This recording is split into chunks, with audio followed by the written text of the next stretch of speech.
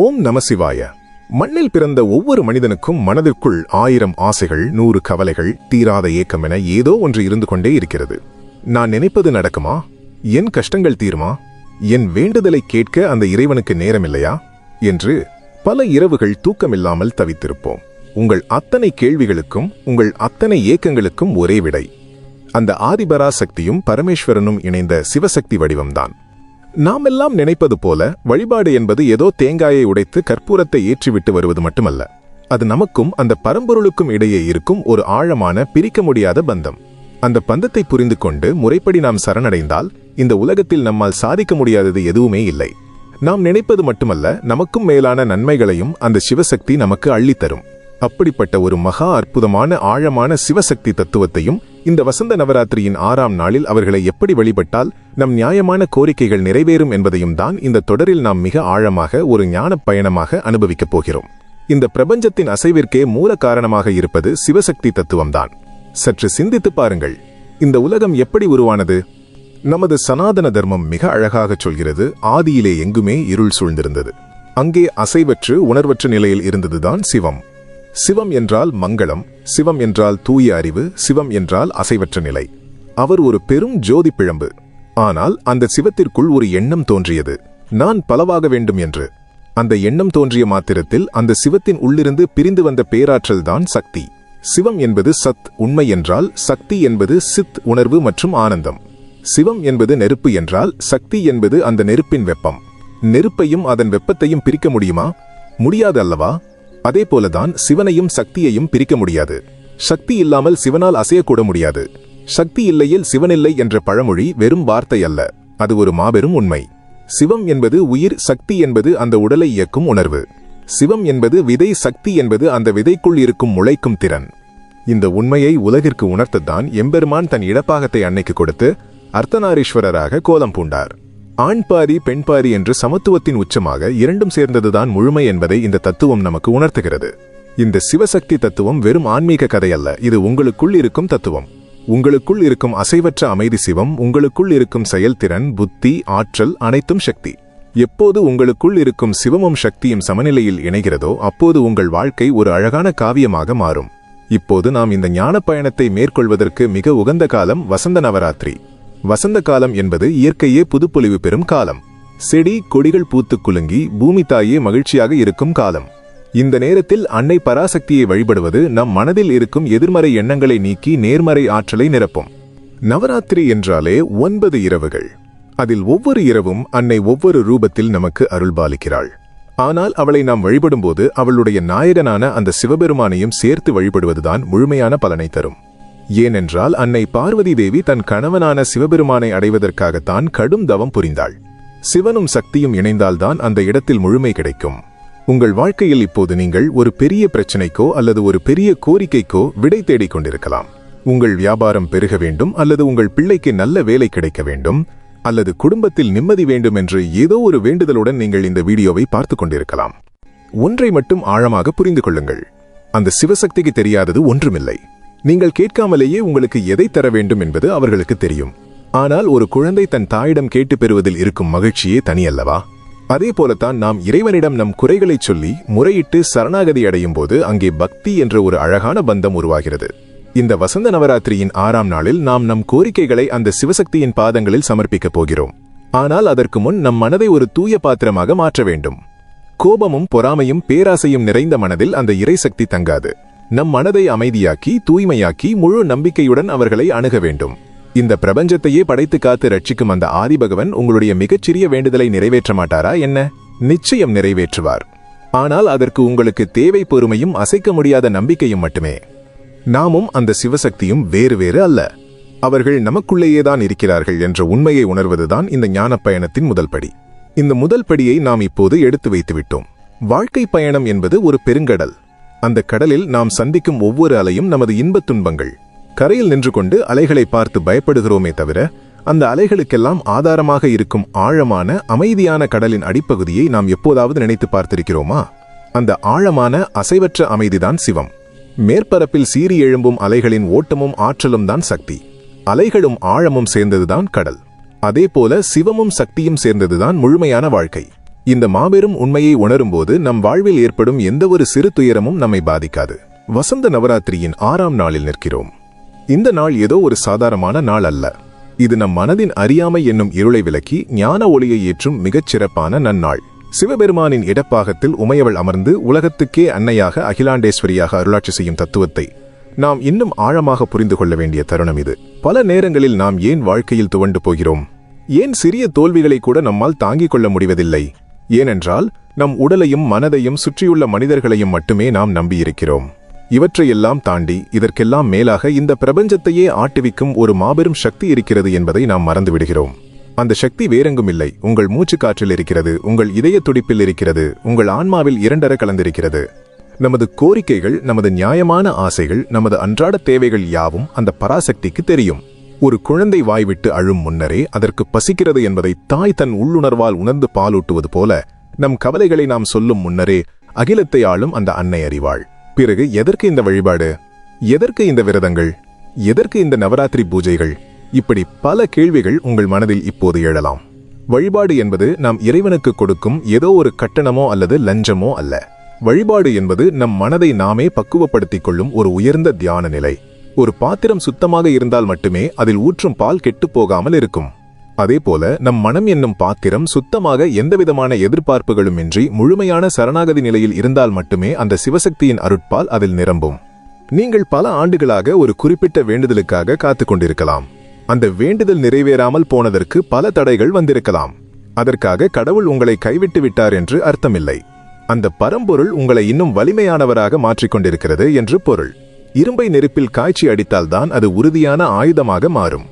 அதேபோல சோதனைகள் என்னும் நெருப்பில் உங்களை காய்ச்சி பக்குவப்படுத்தி உங்களுக்கு தகுதியான மிகப்பெரிய பரிசை தருவதற்காக அந்த சிவசக்தி காத்துக் கொண்டிருக்கிறது. இந்த நவராத்திரியின் 6ஆம் நாளில் நாம் செய்ய வேண்டிய மிக முக்கியமான ஒன்று இருக்கிறது. அதுதான் முழுமையான சரணாகதி. என்னால் முடியும், என் அறிவால் முடியும், என் பணத்தால் முடியும் என்ற அகந்தையை முழுமையாக தூக்கி எறிந்துவிட்டு எல்லாம் உன்னுடையது, நடப்பது அனைத்தும் உன் செயல் என்று அந்த ஈசனின் பாதங்களில் நம்மை ஒப்புக் கொடுக்க வேண்டும். சிவனை மட்டும் வழிபடுபவர்கள் உலக ஆசைகளை துறந்த ஞானிகளாக மாறுவார்கள் என்று கூறுவார்கள். ஆனால் அந்த சிவனுடன் சேர்த்து பராசக்தியையும் வழிபடும்போது நமக்கு தேவையான பொருட்செல்வம், நல்வாழ்வு, குடும்பத்தில் அமைதி, தொழில் வெற்றி என அனைத்தையும் அந்த அன்னை மடிப்பிச்சை போல நமக்கு அள்ளித்தருவாள். ஏனென்றால் அவள் கருணையின் வடிவம். சிவம் என்பது நியாயம் என்றால் சக்தி என்பது கருணை.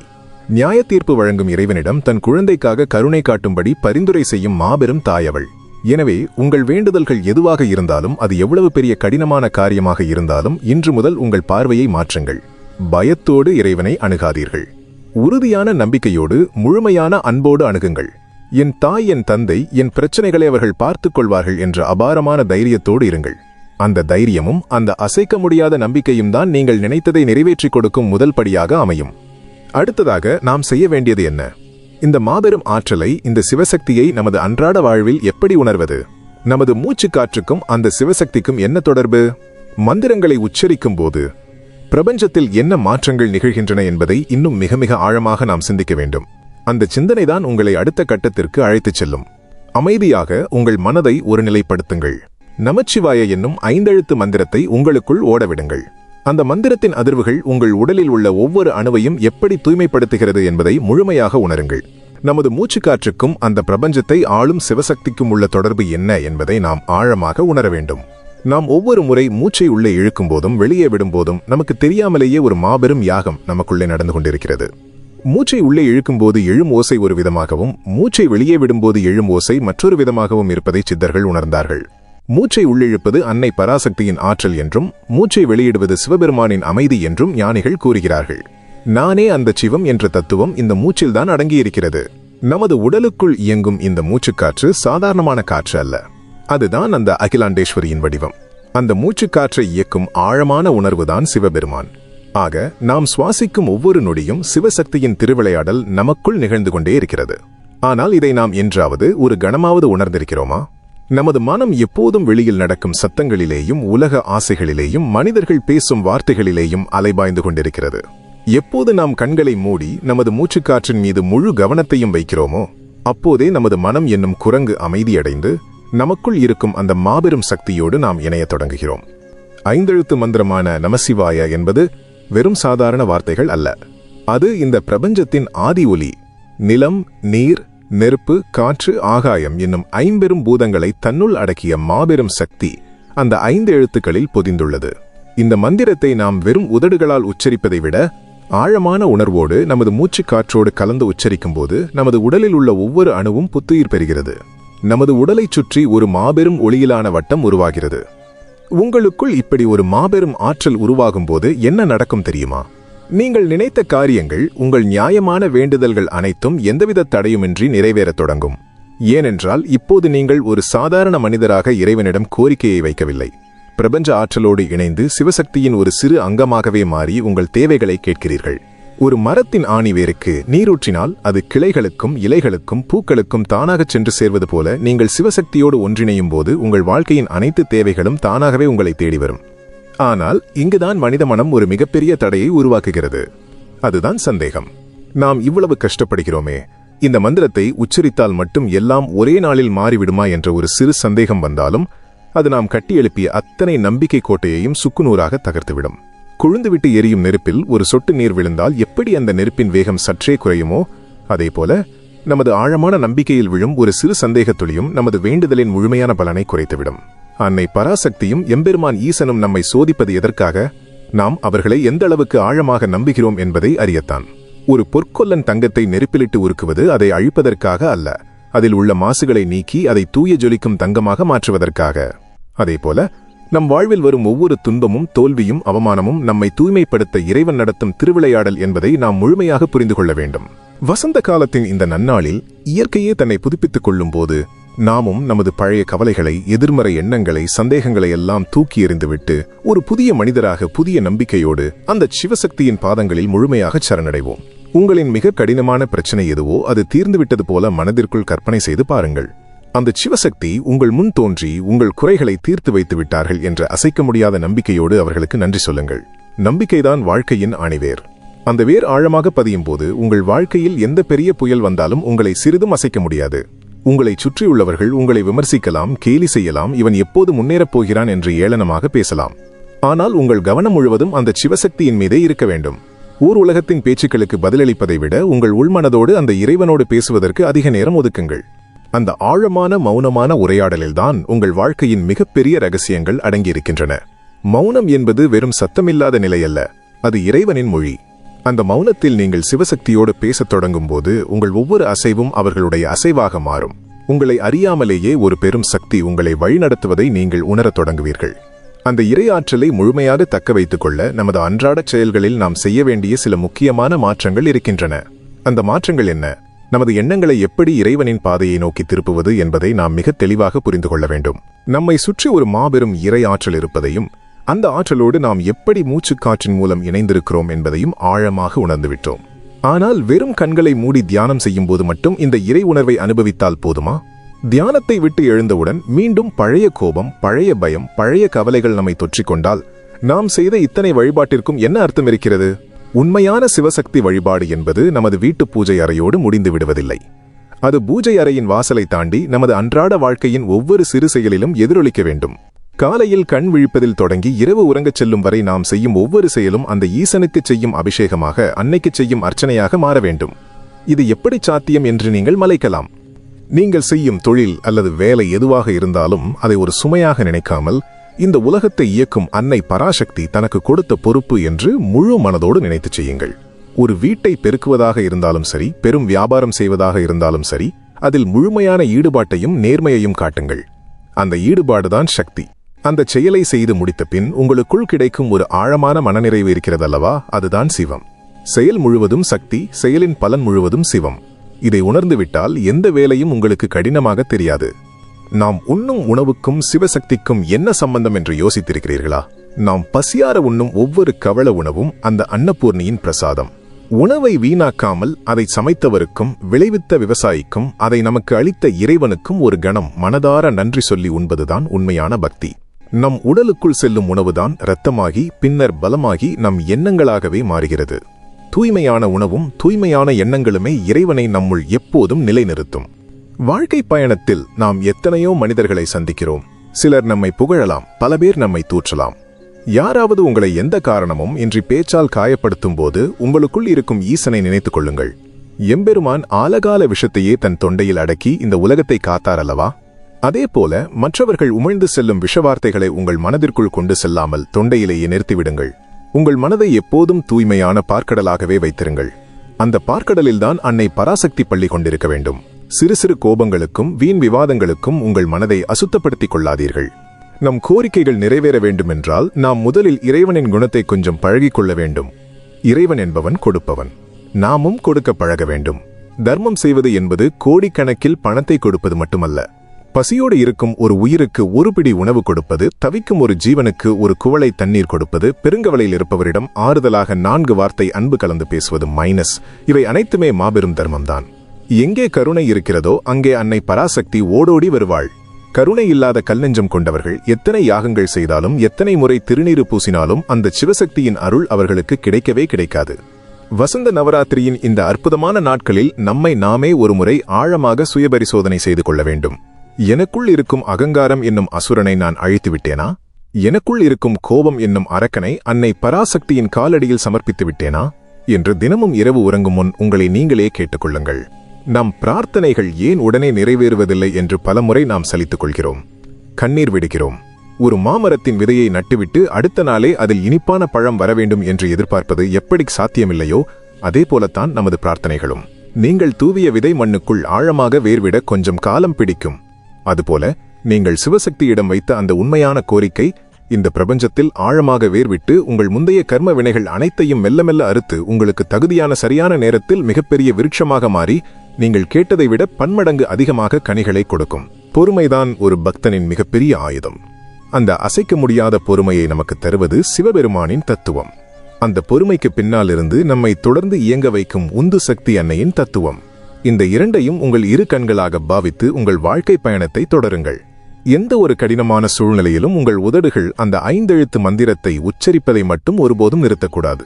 அது ஒரு கவசமாக மாறி உங்களை சுற்றியுள்ள எல்லா துயரங்களிலிருந்தும் உங்களை கண்ணிமைக்காது காக்கும்.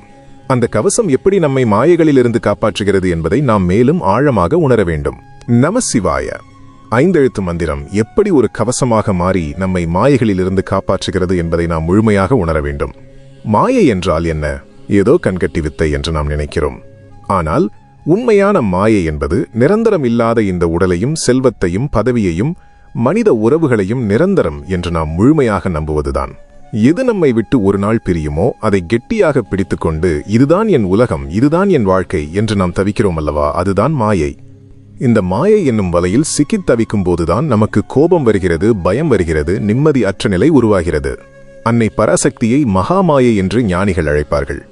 ஏனென்றால் இந்த உலக ஆசைகள் என்னும் மாயையை உருவாக்குபவளும் அவள்தான்.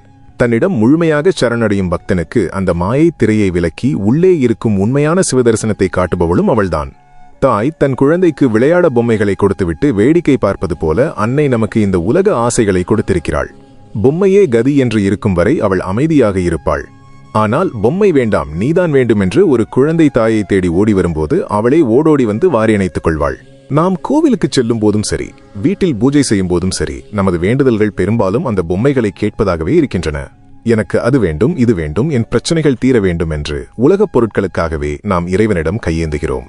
நாம் கேட்பதை அன்னை நிச்சயம் தருவாள். ஆனால் நாம் அதோடு நின்றுவிடக்கூடாது. இந்த வசந்த நவராத்திரியின் 6ஆம் நாளில் சிவமும் சக்தியும் இணைந்த அந்த பரம்பொருளிடம் நாம் கேட்க வேண்டிய மிக முக்கியமான வரம், தாயே, இந்த உலக ஆசைகள் என்னை கட்டி போடாத அளவுக்கு எனக்கு மன உறுதியை தா. என் வாழ்வில் வரும் இன்பத் துன்பங்களை சமமாக பார்க்கும் பக்குவத்தை தா என்பதுதான். இந்த நிலையை நாம் அடைந்துவிட்டால் பிறகு நாம் நினைத்தது மட்டுமல்ல, நாம் நினைக்காத பல நன்மைகளும் நம்மை தேடி வரும். ஏனென்றால் ஆசைகளை துறந்த மனமே இறைவனுக்கு மிகவும் பிடித்தமான இடம். ஒரு பாத்திரம் காலியாக இருந்தால் மட்டுமே அதில் தூய்மையான நீரை நிரப்ப முடியும்.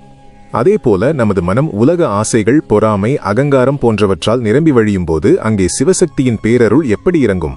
நம் மனதை காலி செய்து அதை தூய்மையான ஒரு வெற்றிடமாக மாற்றும் மாபெரும் கருவிதான் 5 எழுத்து மந்திரமான நமசிவாய.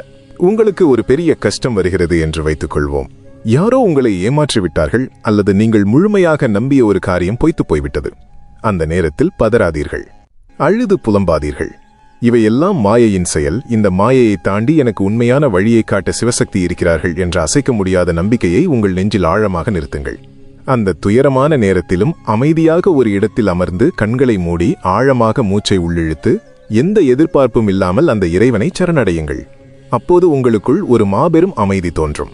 அந்த அசைவற்ற அமைதிதான் சிவம். அந்த அமைதியிலிருந்து பிறக்கும் தெளிவான முடிவுதான் சக்தி. வாழ்க்கையில் நாம் எதை விதைக்கிறோமோ அதைத்தான் அறுவடை செய்ய முடியும். ஒரு மாமரத்தை நட்டுவிட்டு அதிலிருந்து இனிப்பான கனிகளை பறிப்பது போல நாம் செய்யும் ஒவ்வொரு நற்செயலும், நாம் உச்சரிக்கும் ஒவ்வொரு இறை நாமமும் நமக்கு மாபெரும் புண்ணியமாகச் சேர்கிறது. ஆனால் பல நேரங்களில் நான் எந்த தவறும் செய்யவில்லையே, இறைவனை தொடர்ந்து வழிபடுகிறேனே, பிறருக்கு எந்த தீங்கும் நினைக்கவில்லையே, பின் ஏன் எனக்கு மட்டும் இத்தனை சோதனைகள் என்று நாம் கலங்குகிறோம். இதற்கு விடை தெரியாமல் நாம் இறைவனையே குற்றம் சாட்டுகிறோம். ஆனால் உண்மை அதுவல்ல. நாம் இன்று அனுபவிக்கும் இன்பமும் துன்பமும் நாம் ஏதோ ஒரு காலத்தில் செய்த செயல்களின் விளைவுதான். ஒரு மிகப்பெரிய கடனை அடைக்க வேண்டுமென்றால் சிறுக சிறுக தவணை முறையில் பணத்தை செலுத்தி தீர்க்க வேண்டுமல்லவா? அதே போலத்தான் நமது முந்தைய வினைகளும்.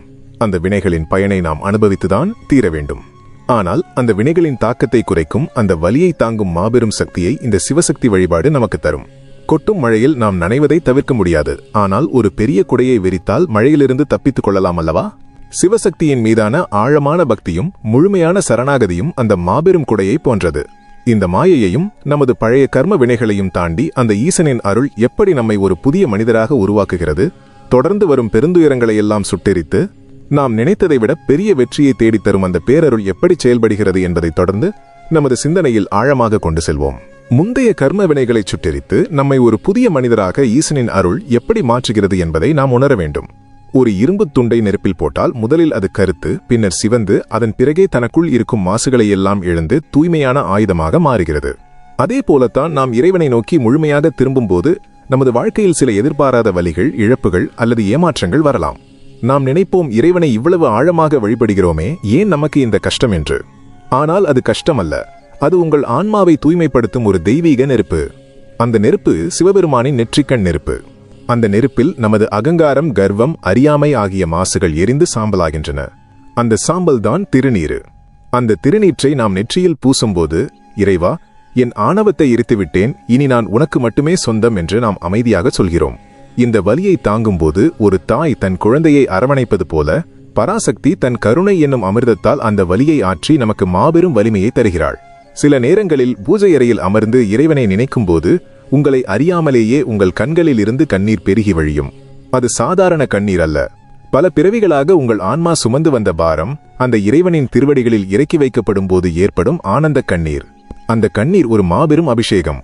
உலகத்தில் எந்த புனித நதியை கொண்டு சிவபெருமானுக்கு அபிஷேகம் செய்தாலும் கிடைக்காத மாபெரும் புண்ணியம் உள்ளம் உருகி எந்தவிதமான வேஷமும் இல்லாமல் உண்மையான பக்தியோடு நீங்கள் சிவசக்தியின் முன் சிந்தும் ஒவ்வொரு துளிக்கண்ணீருக்கும் உண்டு. நாம் கடவுளிடம் கையேந்தி நிற்பதை அவமானம் என்று நினைக்கக்கூடாது. இந்த உலகத்திடம் கையேந்தினால் அது பிச்சை. ஆனால் அந்த அகிலாண்டேஸ்வரியிடம் கையேந்தினால் அது உரிமை. ஒரு குழந்தை தன் தாயிடம் எப்படி எந்த தயக்கமும் இல்லாமல் தன் உரிமையை கேட்குமோ அதேபோல நாம் அன்னை பராசக்தியிடம் நம் உரிமையை கேட்க வேண்டும். ஆனால் கேட்பதில் ஒரு பக்குவம் வேண்டும். எனக்கு இது வேண்டும் என்று அடம் பிடிப்பதை விட எனக்கு எது தேவையோ அதை எந்த நேரத்தில் கொடுக்க வேண்டும் என்று உனக்கு தெரியும் தாயே, என் பாரத்தை உன் காலடியில் சமர்ப்பித்து விட்டேன் என்று ஆழமான நம்பிக்கையோடு சொல்லுங்கள். அந்த நம்பிக்கை எப்படிப்பட்டது தெரியுமா? ஒரு இருண்ட அறையில் நாம் நுழைகிறோம். கண்ணுக்கு எதுவும் தெரியவில்லை. ஆனால் எங்கோ ஒரு மூலையில் ஒரு சிறிய மெழுகுவர்த்தி எரிந்து கொண்டிருக்கிறது. அந்த ஒற்றை ஒளியின் வெளிச்சம் அந்த அறையில் உள்ள அத்தனை இருளையும் விரட்டிவிடுகிறது அல்லவா? அதுபோல உங்கள் வாழ்க்கையில் எவ்வளவு பெரிய இருள் சூழ்ந்திருந்தாலும், எவ்வளவு பெரிய கஷ்டங்கள் உங்களை சுற்றி வளைத்திருந்தாலும், சிவசக்தியின் மீது நீங்கள் வைக்கும் அந்த ஒரு துளி ஆழமான நம்பிக்கை உங்கள் வாழ்க்கையில் உள்ள அத்தனை இருளையும் நொடிப்பொழுதில் சுக்குநூறாக விரட்டிவிடும். வசந்த காலத்தின் இந்த நன்னாளில் அன்னை பராசக்தி தவம் செய்து சிவபெருமானின் இடப்பாகத்தை பெற்றாள் என்பதை நாம் அறிவோம். அந்த தவம் எதை குறிக்கிறது? அது ஒரு மாபெரும் ரகசியத்தை நமக்கு உணர்த்துகிறது. சக்திக்கு இல்லாத ஆற்றலா? அவள் நினைத்தால் எதையும் ஒரே நொடியில் சாதித்திருக்க முடியும். ஆனால் உலக உயிர்களுக்கு தவத்தின் மகிமையை, பொறுமையின் மகத்துவத்தை உணர்த்தவே அன்னை அந்த தவத்தை மேற்கொண்டாள். எந்த ஒரு பெரிய வெற்றியை அடைவதற்கும் ஒரு ஆழமான தவம் தேவை. தவம் என்பது காட்டில் சென்று கண்களை மூடி அமர்வது மட்டுமல்ல. நம் அன்றாட வாழ்க்கையில் வரும் தடைகளையெல்லாம் தாண்டி நம் இலக்கின் மீதும் இறைவனின் மீதும் அசைக்க முடியாத நம்பிக்கையோடு தொடர்ந்து பயணிப்பதே ஒரு மாபெரும் தவம்தான். அந்த தவத்தில் நாம் சந்திக்க வேண்டிய மிக முக்கியமான ஒரு எதிரி இருக்கிறது. அது வெளியில் இல்லை, நமக்குள்ளேயே இருக்கிறது. அதுதான் நமது மனம். அந்த மனம் ஒரு குரங்கு போல ஒரு கிளையிலிருந்து இன்னொரு கிளைக்கு தாவிக்கொண்டே இருக்கும். ஒரு நிமிடம் இறைவனை நினைக்கும், அடுத்த நிமிடம் உலக ஆசைகளில் உழலும். இந்த மனதை எப்படி ஒருநிலைப்படுத்துவது? இதற்கும் அந்த சிவசக்தி தத்துவத்திலேயே மிக அழகான ஒரு விடை இருக்கிறது. மனதை அடக்க நினைத்தால் அது அடங்காது. ஆனால் மனதை ஒரு உயர்ந்த லட்சியத்தை நோக்கி திருப்பிவிட்டால் அது தானாகவே அமைதியாகிவிடும். ஒரு ஆறு வேகமாக பாய்ந்து கொண்டிருக்கிறது. அதை தடுத்து நிறுத்தினால் அது கரைகளை உடைத்துக்கொண்டு ஊருக்குள் புகுந்து அழிவை ஏற்படுத்தும். ஆனால் அந்த ஆற்றின் திசையை திருப்பி ஒரு வறண்ட நிலத்தை நோக்கி பாயச் செய்தால் அது மாபெரும் விளைச்சலை கொடுக்கும். நமது மனமும் அப்படித்தான். அதன் ஓட்டத்தை தடுக்க நினைக்காதீர்கள். அந்த ஓட்டத்தை, அந்த ஆற்றலை அப்படியே சிவசக்தியின் பாதங்களை நோக்கி திருப்பி விடுங்கள். உங்களுக்கு வரும் ஒவ்வொரு எண்ணத்தையும் அந்த இறைவனுக்கு அர்ப்பணித்து விடுங்கள். இப்படி செய்யும்போது உங்களுக்குள் நடக்கும் அந்த மாபெரும் மாயையான வித்தைகளையெல்லாம் முறியடித்து நீங்கள் ஒரு புதிய பிறவி எடுப்பீர்கள். அந்த புதிய பிறவியில் தோல்வி என்ற வார்த்தைக்கு இடமிருக்காது. அந்த தோல்வி இல்லாத ஆனந்தமான வாழ்க்கையை எப்படி தக்க வைத்துக் கொள்வது என்பதை தொடர்ந்து சிந்திப்போம். தோல்வி இல்லாத ஆனந்தமான வாழ்க்கையை எப்படி தக்க வைத்துக் கொள்வது என்பதை நாம் முழுமையாக உள்வாங்க வேண்டும். நமது மனதை ஒரு மாபெரும் நதியைப் போல சிவசக்தியின் பாதங்களை நோக்கி திருப்பிவிட்டோம். இப்போது அந்த நதிக்கடலில் கலக்கும் அற்புதமான தருணத்தை நாம் நெருங்கிக் கொண்டிருக்கிறோம். ஒரு நதிக்கடலில் கலந்த பின்பு அது தன் அடையாளத்தை இழந்து கடலாகவே மாறிவிடுகிறது அல்லவா? அதே போல நமது வேண்டுதல்களும் நமது ஆசைகளும் அந்த பரம்பொருளிடம் முழுமையாக சரணடைந்த பின்பு நாம் வேறு, இறைவன் வேறு என்ற பேதமே இல்லாமல் போய்விடுகிறது. நாம் நினைப்பது இறைவனின் நினைப்பாகவும் இறைவன் கொடுப்பது நமது பெரும் பாக்கியமாகவும் மாறுகிறது. இதுதான் நினைத்ததை நிறைவேற்றும் உண்மையான சிவசக்தி தத்துவம். வசந்த நவராத்திரியின் இந்த 6ஆம் நாள் நமது அகங்காரம் அழிந்து ஆத்மா மலரும் நாள். வசந்த காலத்தில் மரங்களில் எப்படி புதிய பூக்கள் பூத்து குலுங்குகிறதோ அதே போல நமது மனதிலும் பக்தி என்னும் புதிய மலர் பூக்க வேண்டும். இறைவனுக்கு நாம் எத்தனையோ விலை உயர்ந்த மலர்களை கொண்டு அர்ச்சனை செய்கிறோம். ஆனால் அன்னை பராசக்திக்கும் எம்பெருமான் ஈசனுக்கும் மிகவும் பிடித்தமான மலர்கள் எவை தெரியுமா? நமது தூய்மையான எண்ணங்களும் கள்ளமில்லாத அன்பும் தான். அகிம்சை, பொறுமை, உண்மை, கருணை ஆகிய மலர்களைக் கொண்டு உங்கள் மனதிற்குள்ளேயே அந்த சிவசக்திக்கு அர்ச்சனை செய்து பாருங்கள். நீங்கள் வெளியில் செய்யும் எந்த பெரிய யாகத்தையும் விட இந்த அகப்பூஜை 100 மடங்கு அதிகமான பலனை தரும். உங்களுக்கு ஒரு ஆசை இருக்கிறது, ஒரு நியாயமான தேவை இருக்கிறது. அது நிறைவேற வேண்டும் என்று நீங்கள் இறைவனிடம் முறையிடுகிறீர்கள். ஆனால் அந்த வேண்டுதல் நிறைவேறும் வரை உங்கள் மனம் எப்படி இருக்கிறது? படபடப்பாக இருக்கிறதா? அல்லது அன்னை பார்த்துக் கொள்வாள் என்ற அமைதியுடன் இருக்கிறதா? இங்குதான் நாம் ஒரு பெரிய உண்மையை உணர வேண்டும். பயத்தோடும் சந்தேகத்தோடும் கேட்கப்படும் எந்த வேண்டுதலும் முழுமையான பலனை கொடுக்காது. எனக்கு இது கிடைக்கும், என் அன்னை எனக்கு இதை தருவாள் என்ற அசைக்க முடியாத ஆழமான நம்பிக்கையோடு நீங்கள் கேட்கும்போது இந்த பிரபஞ்சத்தில் உள்ள அத்தனை ஆற்றல்களும் ஒன்று சேர்ந்து உங்கள் வேண்டுதலை நிறைவேற்ற துணை நிற்கும். ஏனென்றால் உங்கள் தூய்மையான எண்ணம் என்பது சிவபெருமானின் கட்டளையாகவே மாறிவிடுகிறது. சில நேரங்களில் நாம் கேட்ட ஒன்று நமக்கு கிடைக்காமல் போகலாம். உடனே நாம் துவண்டு விடுகிறோம். நான் இவ்வளவு கும்பிட்டேனே, இத்தனை விரதங்கள் இருந்தேனே, எனக்கு ஏன் இது கிடைக்கவில்லை என்று இறைவனோடு சண்டை போடுகிறோம். ஆனால் ஒரு தாய் தன் குழந்தைக்கு எது ஆபத்து என்பதை அறிந்து அந்த பொருளை குழந்தை எவ்வளவு அழுது கேட்டாலும் கொடுக்க மாட்டாள் அல்லவா? அதே போலத்தான் நாம் கேட்பது நமது எதிர்காலத்திற்கு தீங்கு விளைவிக்கும் ஒன்றாக இருந்தால் அந்த சிவசக்தி அதை நமக்கு தரவே மாட்டார்கள். ஆனால் அதைவிட பன்மடங்கு சிறப்பான, நமக்கு நிரந்தர நன்மையை தரக்கூடிய வேறொரு மாபெரும் பரிசை நமக்காக தயார் செய்து கொண்டிருப்பார்கள். இதை உணரும் பக்குவம் வந்துவிட்டால் வாழ்க்கையில் ஏமாற்றம் என்ற வார்த்தைக்கே இடமிருக்காது. நமது மூச்சுக்காற்றில் சிவமும் சக்தியும் நடமாடுகிறார்கள் என்பதை முன்பே பார்த்தோம். அந்த மூச்சை கவனித்து 5 எழுத்து மந்திரத்தை உச்சரித்து நம் உடலையும் மனதையும் தூய்மை செய்து கொண்டோம். இப்போது அந்த தூய்மையான மனதை கொண்டு உலகத்தில் உள்ள எல்லா உயிர்களிடத்தும் அன்பு செலுத்த பழக வேண்டும். அன்னை பராசக்தி அகிலாண்டேஸ்வரியாக இந்த அகிலம் முழுவதற்கும் தாயாக இருக்கும்போது இந்த உலகத்தில் உள்ள ஒவ்வொரு மனிதரும், ஒவ்வொரு ஜீவராசியும் அவளது குழந்தைகள்தானே. ஒருவரிடம் நாம் அன்பு செலுத்தும் போது அந்த அன்பு நேராகச் சென்று அன்னை பராசக்தியின் பாதங்களைத்தான் அடைகிறது. ஒருவருக்கு நாம் செய்யும் சிறு உதவி சிவபெருமானுக்கு செய்யும் மாபெரும் அபிஷேகமாக மாறுகிறது. எனவே உங்கள் வேண்டுதல்கள் நிறைவேற வேண்டும் என்று நீங்கள் மனதார நினைத்தால் சுயநலத்தை முழுமையாக தூக்கி எறியுங்கள். எனக்காக மட்டும் கேட்காமல் என்னை சுற்றியுள்ள அனைவருக்காகவும் இந்த உலகத்தின் நன்மைக்காகவும் சேர்த்து வேண்டுங்கள். எல்லோரும் இன்புற்று இருக்க நினைப்பதுவே அல்லாமல் வேறொன்றும் அறியேன் பராபரமே என்று பெரியவர்கள் பாடியது போல உங்கள் நெஞ்சம் விரிவடைய வேண்டும். அப்படி விரிந்த நெஞ்சத்தில்தான் சிவசக்தியின் மாபெரும் கருணை வந்து தங்கும். உங்கள் மனம் எந்த அளவுக்கு பிறருக்காக இறங்குகிறதோ அந்த அளவுக்கு உங்களுக்கான தேவைகளை இறைவன் முந்திக் கொண்டு வந்து நிறைவேற்றுவார். வாழ்க்கை பயணத்தில் நாம் இன்னும் பல தூரங்களை கடக்க வேண்டியிருக்கிறது. இனி வரும் ஒவ்வொரு நொடியும் அந்த பரம்பொருளின் நினைவோடு ஒரு மாபெரும் கொண்டாட்டமாக நமது வாழ்க்கையை எப்படி மாற்றிக்கொள்வது என்பதை நமது ஆன்மாவின் ஆழத்தில் இறங்கி தொடர்ந்து சிந்திப்போம். ஆன்மாவின் ஆழத்தில் இறங்கி நமது வாழ்க்கை பயணத்தை எப்படி ஒரு மாபெரும் கொண்டாட்டமாக மாற்றுவது என்பதை இப்போது முழுமையாக உணரப்போகிறோம். கொண்டாட்டம் என்பது ஆடம்பரமான பொருட்களை வாங்குவதிலோ வெளியில் நடக்கும் விழாக்களிலோ இல்லை. உண்மையான கொண்டாட்டம் என்பது நமக்குள்ளே எழும் அசைக்க முடியாத அமைதியும் அதிலிருந்து பிறக்கும் எல்லையற்ற ஆனந்தமும் தான். சிவபெருமானும் அன்னை பராசக்தியும் இந்த பிரபஞ்சத்தின் மையத்தில் எப்பொழுதும் ஆனந்த தாண்டவம் ஆடிக்கொண்டிருக்கிறார்கள்.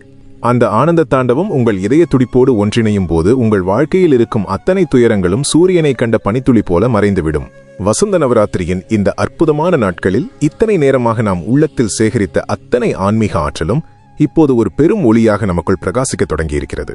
பல பிறவிகளாக நாம் சுமந்து வந்த மனப்பாரங்களை எல்லாம் அந்த அகிலாண்டேஸ்வரியின் பாதங்களில் முழுமையாக இறக்கி வைத்து விட்டோம். இனி நாம் சுமப்பதற்கு எதுவுமே இல்லை. எல்லாம் அவன் செயல், நடப்பது அனைத்தும் அவளது திருவிளையாடல் என்று முழுமையாக விட்டுவிடுவதில் கிடைக்கும் அந்த மாபெரும் நிம்மதிக்கு இந்த உலகத்தில் ஈடு இணையே இல்லை. தாயின் மடியில் பாதுகாப்பாக உறங்கும் ஒரு குழந்தைக்கு நாளை என்ன நடக்கும் என்ற கவலையோ பயமோ இருப்பதில்லை. அதேபோல அன்னை பராசக்தியின் மடியில் முழுமையாக சாய்ந்துவிட்ட நமக்கு இனி எந்த கவலையும் வரப்போவதில்லை. இனி நீங்கள் செய்யும் ஒவ்வொரு காரியமும் மாபெரும் வெற்றியடையும். ஏனென்றால் இனி அந்த செயல்களை செய்வது உங்கள் அகங்காரம் அல்ல, உங்களுக்குள் இருந்து உங்களை இயக்கும் அந்த சிவசக்தியின் மாபெரும் ஆற்றல். ஒருவேளை நீங்கள் நினைத்ததை விட வேறு ஒரு பாதையில் உங்கள் வாழ்க்கை சென்றாலும் அதை கண்டு சிறிதும் துவள மாட்டீர்கள். பெரிய வெற்றிகள் வரும்போது மாயையான கர்வம் கொண்டு ஆடமாட்டீர்கள். இன்பம் வந்தாலும் துன்பம் வந்தாலும் இரண்டும் அந்த இறைவனின் பரிசு என்று புன்னகையோடு ஏற்றுக்கொண்டு ஒரு தாமரை இலை தண்ணீரைப் போல எந்த பற்றுதலும் இல்லாமல் ஆனந்தமாக வாழ்வீர்கள். உங்களை சுற்றியுள்ள மனிதர்கள் உங்களை காயப்படுத்த நினைத்தாலும் அவர்கள் மீது உங்களுக்கு கோபம் வராது. மாறாக இவர்களும் இறைவனின் குழந்தைகள்தானே என்ற மாபெரும் கருணை உங்கள் நெஞ்சில் ஊற்றெடுக்கும். அந்த எல்லையற்ற கருணைதான் சிவசக்தியின் உண்மையான வடிவம். எங்கே கருணை இருக்கிறதோ, எங்கே எந்த எதிர்பார்ப்பும் இல்லாத தூய்மையான அன்பு இருக்கிறதோ, அங்கே அந்த பரம்பொருள் நிரந்தரமாக கொலுவிருப்பார். உங்கள் மனம் இப்போது அப்படிப்பட்ட ஒரு தூய்மையான கோவிலாக மாறிவிட்டது. அந்த கோவிலுக்குள் 5 எழுத்து மந்திரம் என்ற அணையா விளக்கை நீங்கள் ஏற்றி வைத்து விட்டீர்கள். நீங்கள் இறைவனிடம் வைத்த அந்த ஒரு ஆழமான வேண்டுதல், அது எதுவாக இருந்தாலும் சரி, அது இந்த நொடியே நிறைவேறிவிட்டது என்ற அசைக்க முடியாத நம்பிக்கையை உங்கள் உயிரில் கலக்கவிடுங்கள். அன்னை பராசக்தி தன் கருணை பார்வையால் உங்களை ஆசிர்வதித்து விட்டாள்.